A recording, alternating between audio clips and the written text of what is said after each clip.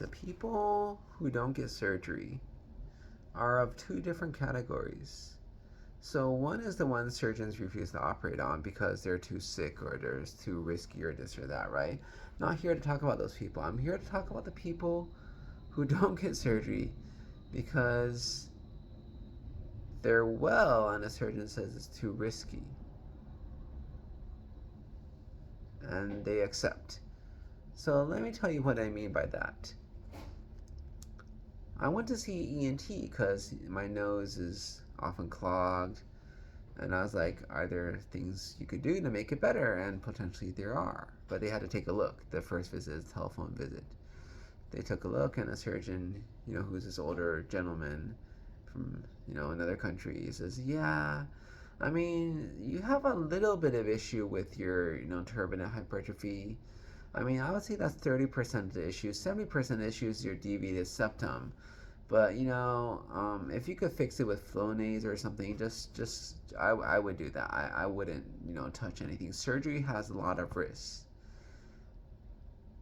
I believe him. Surgery has risks. He's seen bad outcomes. I mean, he's the guy who does these things. He's seen bad outcomes. He's seen when he's done a surgery for somebody for not a great reason and bad stuff happens and you're like there like holding your head, why did you bother doing that, right? But here's the deal. I had a patient who had turbinate hypertrophy surgery done, and she's definitely not a great surgical candidate. I mean, I am a million times a better surgical candidate than she is. But why did she get it? Is it going to help her? I mean, her reason for trouble breathing, right, is because she has sleep apnea. She's 350 pounds. I have zero sleep apnea. I just have a nose that's not perfect. So how much is hers going to improve things? I mean, if we're talking about mine is, 70% deviated septum, 30% this, I mean, hers is like a drop in a bucket. The sleep apnea is still going to be there. This is going to change anything.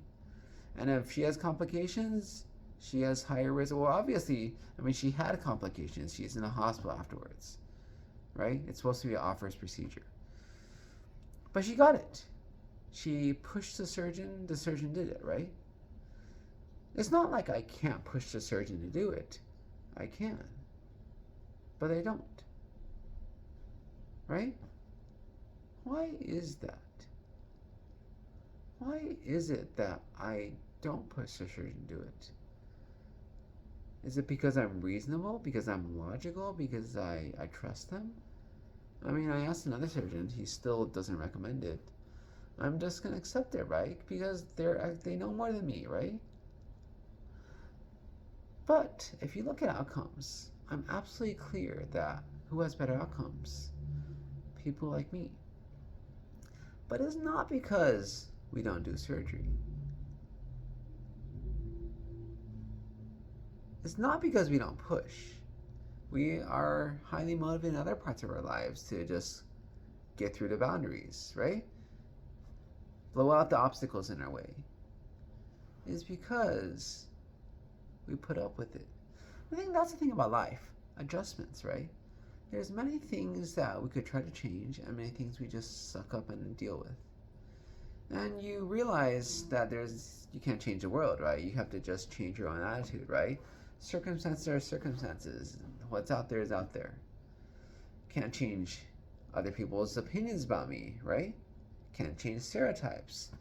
Deal with it, live with it, and use it to my advantage, right? People think, you're Asian, you're young looking, you must be Doogie Howser, right?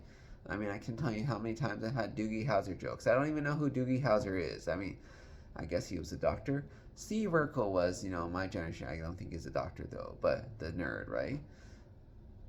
But, yeah, thank you. Yeah, I know I look young, yeah, but I've actually finished school, yeah. But thank you for thinking I'm smart. But look, I take advantage of the fact that I think I'm smart, right?